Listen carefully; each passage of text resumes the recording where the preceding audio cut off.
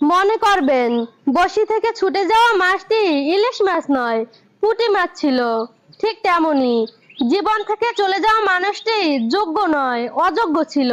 আচ্ছা, এই যে মানুষ বলে যে চলে গেছে তাকে ভুলে যাও, বাদ দাও, তুমি ওর চেয়েও ভালো কাউকে পাবা, কিন্তু আমি তার চেয়ে ভালো পেতে পারি, তাকে কি পাবো?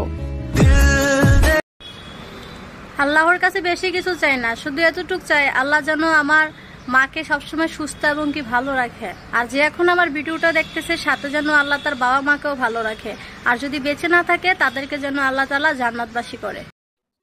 দেরিতে হলেও নিজের পায়ে দাঁড়ান, কারণ সব শেষে হলেও মানুষ আপনার যোগ্যতাটাকে দেখে।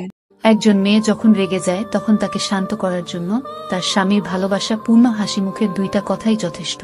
যার স্বামী ভালো হয় পৃথিবীতে তার কোনো বন্ধুর দরকার হয় না, তাকে সবসময় হাসি খুশি রাখতে তার স্বামীই যথেষ্ট। আর যার স্বামী খারাপ হয় পৃথিবীতে তার কোনো শত্রুর দরকার হয় না। যার স্বামী ভালো হয় পৃথিবীতে তার কোনো বন্ধুর দরকার হয় না, তাকে সবসময় হাসি খুশি রাখতে তার স্বামীই যথেষ্ট।